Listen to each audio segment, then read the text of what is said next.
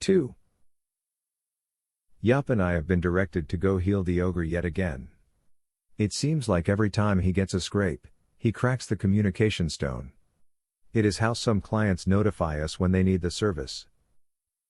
His payment is due this week as well, and I am told to get it from him early since he seems to forget often. He leads a small tribe of other ogres and myconids, a mushroom people, only about half a day's walk from Salicomb, a bit less with some effort. Ride? Are you kidding me? I can't afford one, and probably won't for a while.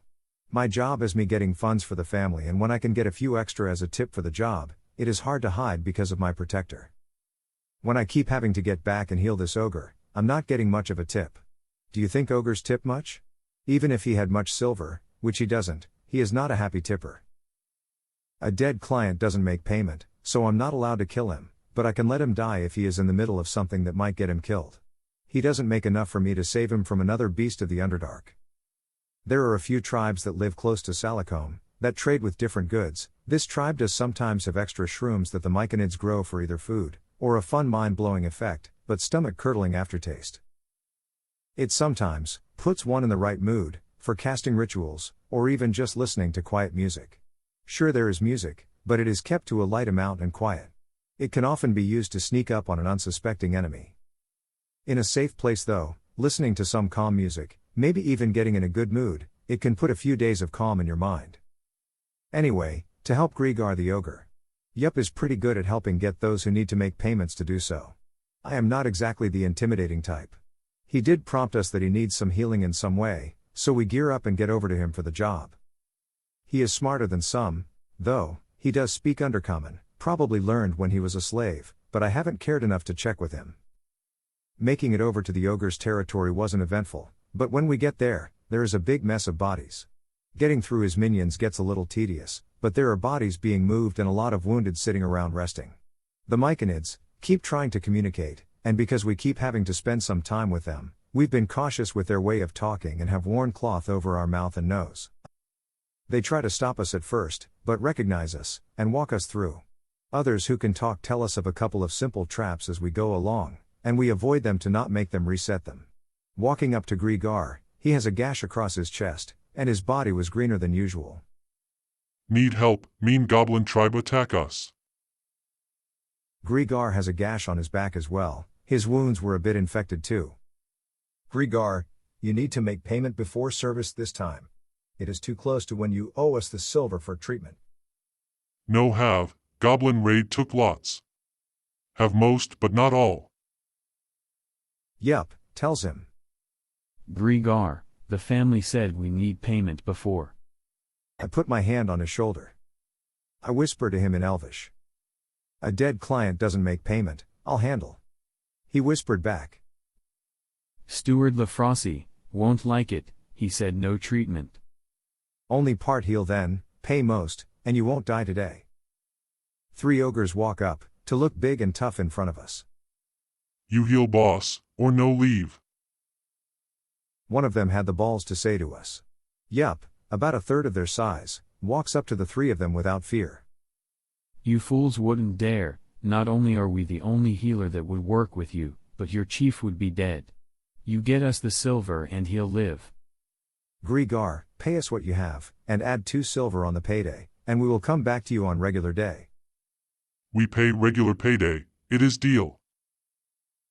You asked us to come early, do you want to be dead from wound that makes you sick? With a growl in the back of his throat, he reluctantly agrees.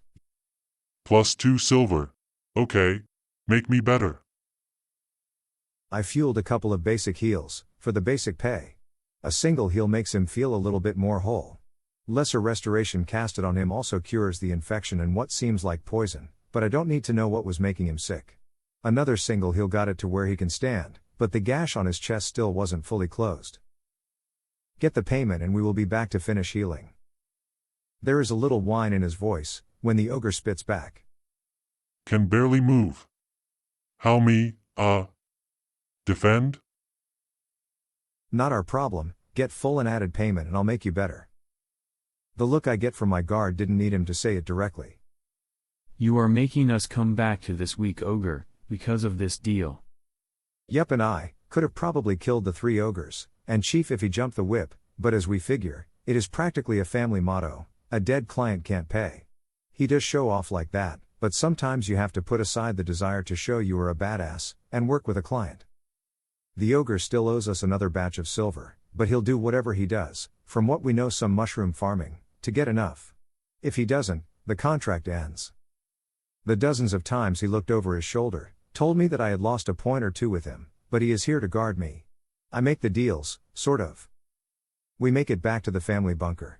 Yup goes to the barracks for his training, and I go to the steward hut, to drop off the partial payment, and go to my, fun for everyone, late afternoon prayer at the family church. The steward asks for payment. I give him the payment, and he writes it down, as though we got full payment, and takes the set of coins. He didn't ask, I didn't tell him. I walk on by, and he doesn't count them, he just puts them in the bucket of silver that he has been collecting. Also, not my problem. Making a stop at the mess hall, I still have a few minutes to deal with my hunger, and sit to stuff my face. Having just recently seen walking mushrooms, it was a rough sight to see cooked ones on my tray. Rarely did we get meat, but usually when there was a bit too much, and it was going bad, we got a nibble or two. After a few seconds of stabbing, and munching some shrooms, and mold, to fill my aching belly, my tray was batted away from the table, just as I was about to get another bite. One of my other loving sisters, Amaloxia, a dark elf warrior sister of mine, stands over my table. Isn't it time for you to be praying, yet again? Praying is all you are good for.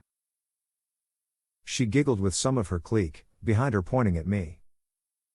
I almost said, not yet, to the more unstable sis of mine, but thought for a second, or two. One doesn't argue with dark elf women, even if they are wrong, and don't know my schedule. Of course, warrior princess, my bruised knees are for the mother of spiders. A snicker couldn't be held back, by a couple of people from one side of the hall, and another from the other. With her indecision on which to go punish, I try to make a friend. The church was my next stop, but I seem to be late, and should certainly go right now. She puts her hands on her hips in a barely contained smile, the kind that is confused to either say, I want you in my loft in 30 seconds, or the look that says, you have about 20 seconds to get out of my sight, and do anything else. My guess was more on the secondary note, so I get moving. I hear the threatening, and melodic voice, coming from her again. Wait. Miserable male. I froze, hoping not to feel the lashes on my hunched back. Your mother doesn't live here, and has probably been dead for centuries, not that anyone cares. Do pick up that dirty tray, and put it up. Without looking over my shoulder, to see where she is, and just listening, for a sign of pain about to come my way, I walk directly to my tray with still a mess of moss, and a single mushroom still stuck on it. I pick it up, and on the way to put it up, pop the last mushroom in my mouth. I avoid looking to the area where my adopted sister was, and kept my eyes on the floor. I see her fancy boots, and long slender legs, along the ground right in front of me. Of course she snuck up to not let it end, she's quiet for a warrior. Well, all dark elves tend to be quiet no matter what they are doing. I walk in a wider arc around her boots, and make it out the door without feeling the lash of her whip. I guess she was feeling generous this day.